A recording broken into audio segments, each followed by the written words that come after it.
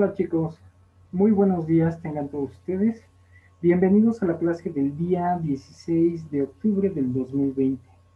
Bueno, pues esta ocasión vamos a tratar acerca del tema de la teoría atómica. Para ello, vamos a comenzar platicando acerca de un personaje muy importante que se llamó Demócrito, un filósofo griego que vivió aproximadamente por ahí del año 460 antes de nuestra era y que fue muy importante con respecto a una idea fundamental. Fue la idea de la materia concebida a través de una partícula muy pequeña a la que hizo llamar átomo. Y el significado de átomo significa que ya no tiene división, que ya no se puede dividir más. Entonces, Demócrito supuso que la materia, por más que pudiéramos cortarla, dividirla, llegaría a un momento donde ya no podría ser posible dividirla aún más. A esa partícula mínima, básica e indispensable le llamó átomo. De esto, les recuerdo, estamos hablando de 460 años antes de nuestra era, es decir, 460 años antes del nacimiento de Jesús, digo, de acuerdo a la cultura occidental. Algo muy interesante es lo siguiente, es una idea que fue olvidada con el paso del tiempo, no fue tomada muy en cuenta, porque había un personaje que influyó mucho en la historia occidental y fue Aristóteles. Aristóteles fue discípulo de Platón y Platón a su vez fue discípulo de Sócrates. Entonces Aristóteles era algo así como un personaje que a través del método deductivo lograba encontrar muchas razones y dar explicación a muchos fenómenos de esa época.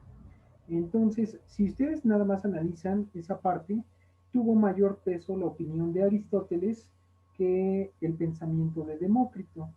Entonces, yo hago una analogía muy sui generis, tal vez sea un poco incorrecto, pero es un poco más fácil de entenderlo.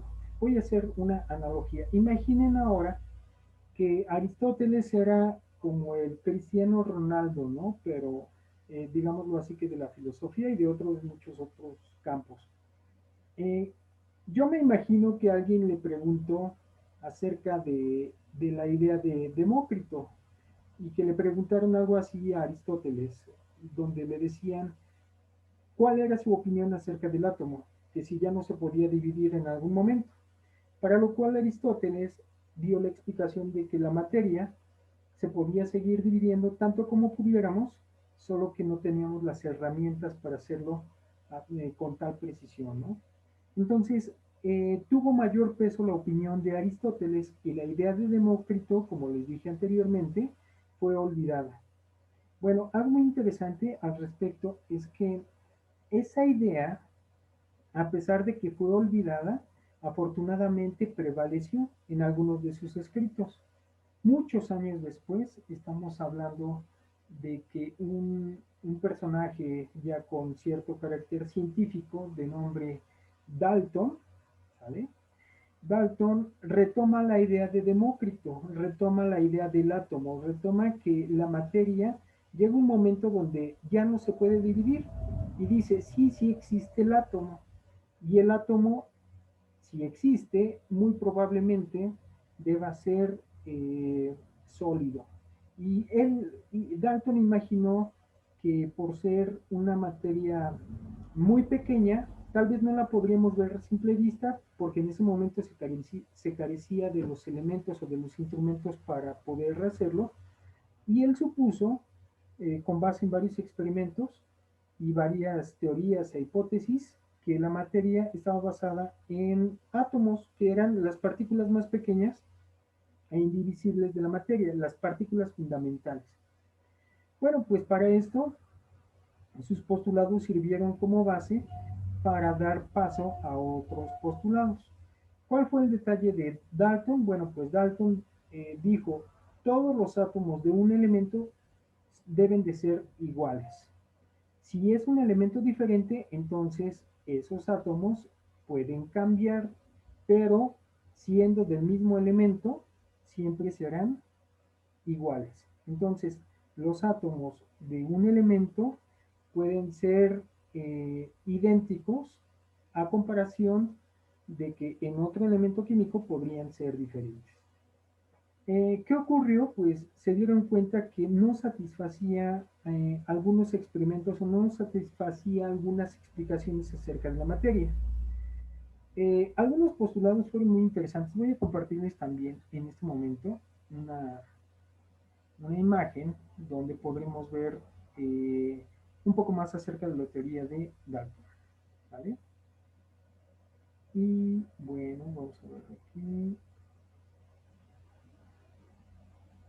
Permítanme.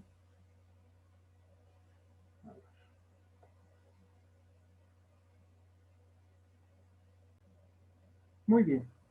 En este momento estamos viendo algunos postulados acerca del modelo de Dalton. Si ustedes se pueden dar cuenta, en esta página, que por cierto viene incluida en el material de la actividad a realizar, eh, podemos ver que el modelo se basa primero en que los átomos deben de ser idénticos. Estos átomos son partículas indivisibles y que, por cierto, la unidad mínima es así tal cual uno solo, un átomo. También Dalton les puso nombres y agregó o inventó símbolos para reconocerlos. ¿Vale? Y también tiene un tercer postulado donde dice que cuando esos átomos de diferentes elementos químicos se combinan pueden formar diferentes sustancias a pesar de que sean los mismos átomos. Aquí la vemos nuevamente, vean que tenemos el monóxido de azufre, pero también el dióxido de azufre. ¿Cuál es la única diferencia? Bueno, pues la cantidad de los átomos y que forman compuestos diferentes. Un cuarto postulado consiste en que en una reacción química los átomos se reacomodan para formar nuevos compuestos. Entonces, estos avances fueron muy significativos en esta parte. Bueno, como les puedo eh, ir mencionando, este tipo de avances científicos tomaron gran cantidad de años. También podemos ver que no solamente Dalton realizó aportaciones a la teoría atómica, también tenemos el caso de Rutherford. Rutherford era un científico ya consolidado y que se hizo de un ayudante que era Marsden, y Marsden realizaba los experimentos dirigidos por Rutherford, y en este caso vamos a compartir un poco acerca de Rutherford. Entonces vamos a continuar, por favor.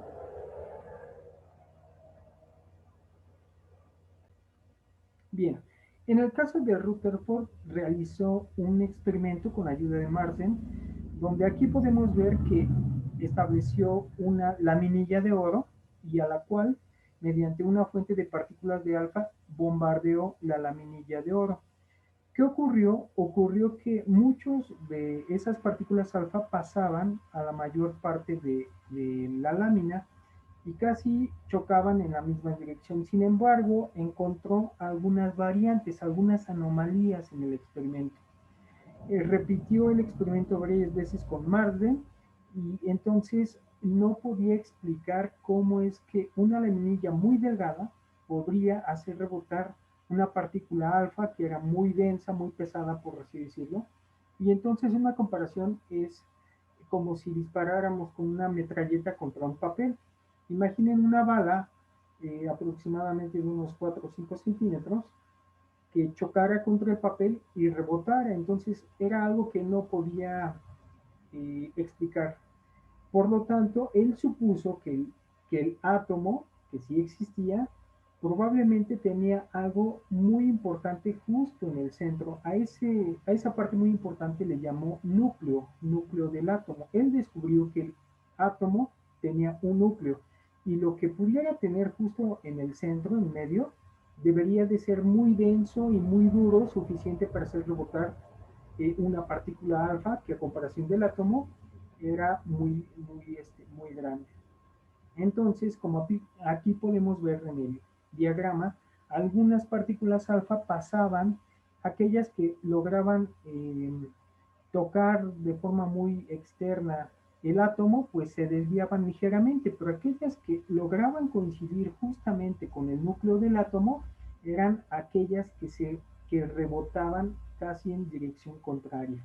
Esto fue un gran descubrimiento para la época y no solamente descubrir que el átomo tenía un núcleo, sino que también tenía algo bien importante. La mayor parte del átomo está vacía. Eso fue algo que rompió muchísimos paradigmas y para ello fue también muy interesante eh, en cuanto al avance de la teoría atómica. Bueno, pues vamos a continuar con el siguiente modelo atómico.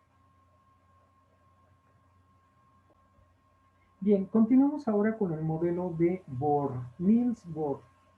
Niels Bohr propuso que sí existía el átomo, que el átomo, además de tener un núcleo, también tenía algo así como unas autopistas invisibles, donde también se dieron cuenta que el electrón giraba alrededor del núcleo y que no solamente giraba en una posición estacionaria, en un estado basal, es decir, en un estado base, sino que también si el electrón recibía energía, podría saltar entre diferentes niveles de energía.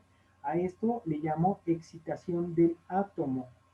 Esa excitación, cada vez que recibía energía, saltaba a un nivel mayor y cada vez que perdía energía, regresaba a un nivel inferior. Un ejemplo de ello muy sencillo es como cuando ustedes encienden un fósforo o un cerillo. Si se dan cuenta, permanece encendido durante un tiempo y después se apaga. Esa era una explicación muy similar a lo que nos intentaba demostrar Niels Bohr. Entonces, con ello comprobó que no solamente el electrón giraba alrededor del núcleo, sino que también poseía niveles de energía de acuerdo a cuando ganaba o perdía esa energía. ¿Vale? Entonces vean que también cambió nuevamente el modelo atómico. No era nada establecido o nada completamente cierto, simplemente eran teorías que iban evolucionando y que iban enriqueciendo el modelo atómico. Bien, vamos a continuar. Bien, pues vamos a finalizar con el modelo mecánico cuántico del átomo. En la actualidad se considera que un átomo tiene al menos tres partículas subatómicas. Una de ellas es el electrón, que es la partícula más pequeña y que gira alrededor del núcleo. El protón, que es una partícula que se encuentra en el núcleo del átomo, y el neutrón, que también se encuentra junto con el protón en el núcleo. Aquí cabe resaltar que el electrón es de carga negativa, el protón es de carga positiva y el neutrón se considera como carga neutra, es decir, ni es positivo ni es negativo. En el núcleo se encuentran, repito, tanto el protón como el neutrón y alrededor del núcleo están girando los electrones casi a la velocidad de la luz. Y aquí podemos ver en esta imagen que estos pequeños puntitos son los lugares más probables donde se puede encontrar un electrón. Dependiendo del elemento químico, tendrá diferentes cantidades de electrones que lo harán tener cualidades diferentes a comparación de otros elementos químicos. Para ello, tuvieron que intervenir diferentes científicos como Schrödinger, un ejemplo de ellos, que a través de sus ecuaciones lograron este tipo de curvas, este tipo de explicaciones. Ahora bien, ¿qué significa? Algo bien interesante del modelo atómico es que en realidad los electrones se mueven casi a la velocidad de la luz. Lo interesante es que es casi imposible determinar la posición y velocidad de un electrón en un solo átomo. A eso se le llama también principio de incertidumbre. Entonces, si ustedes lo llevan a un punto de reflexión científica, podríamos pensar que nuestro cuerpo está formado por miles de millones o incluso trillones de átomos y que esos átomos están unidos muchas veces por los mismos electrones, formando enlaces. Algo muy interesante es que entre cada átomo, teóricamente hablando, pareciera que no se tocan. Suena increíble, ¿verdad? Pero la física actual parece apuntar hacia esa dirección. Pareciera que toda la materia, en realidad todo lo que existe, no se toca, sino que se tocan a través de los electrones. Entre comillas, se tocan. También podemos ver que de acuerdo al tipo de combinaciones de elementos químicos que se forman compuestos, estos compuestos pueden tener comportamientos diferentes de sus electrones. Lo más sencillo es que se forme algo así como una esfera, pero también tenemos aquí, en este caso, ejemplos donde se puede formar algo así como una dona con áreas o nubes de orbitales, así se les conoce, porque pareciera que son como nubes alrededor del núcleo, donde están girando a su vez varios electrones, dependiendo del elemento químico, alrededor del núcleo. Si ustedes se dan cuenta y si van leyendo acerca de la teoría atómica, se darán cuenta que es un tema muy, muy, muy amplio. Y para finalizar, quiero compartirles que toda esta evolución científica de la teoría atómica nos ha llevado a muchos descubrimientos científicos en los últimos 200 años aproximadamente. Esto significa que ustedes han visto en la actualidad más descubrimientos a lo largo de su vida que cientos de generaciones antes de nosotros, incluso de nuestros ancestros. Esto significa que en los últimos 200 años hemos avanzado muchísimo más que en los anteriores 1200 años, gracias a la teoría atómica. ¿Por qué es importante estudiar la teoría atómica? Porque muy probablemente los siguientes descubrimientos en las siguientes décadas o en los siguientes siglos girarán en torno a la composición de la materia, cómo se comporta y cómo se puede modificar incluso. Entonces, ven que es un tema muy interesante, muy importante, sobre todo para el futuro, y que es muy relevante, sobre todo en los descubrimientos científicos actuales y futuros. Con esto, quería finalizar y decirles que hay muchísima tela para cortar con respecto a la teoría atómica. Si bien no es una ley o regla contundente o final, siempre estará en constante estudio este tema. Muy probablemente en los siguientes años se puedan descubrir otras aportaciones que modificarán incluso la teoría atómica. Esto significa que nunca permanece única e invariable, al contrario, siempre está en constante movimiento y actualización. Por ello, que nuevos estudios científicos van a modificar lo que conocemos actualmente como el átomo. Si ustedes se dan cuenta, siempre habrá más conocimientos por conocer. Les invito a que lean y que vean las páginas que les recomiendo y que ya les dejé en las actividades para que puedan enriquecer mucho mejor sus ideas. No olviden también revisar por ahí el experimento de los rayos católicos, que resulta muy interesante y que también podríamos abordar en otro video. Chicos, sería todo por mi parte. Que tengan un excelente día y no olviden revisar sus actividades, que por cierto son muy sencillas. Ya están todo el material, todo el contenido, todo el conocimiento está disponible. Aprovechen su tiempo y sáquenle provecho a todo el material que tenemos a nuestra mano. Saludos chicos, que tengan excelente día.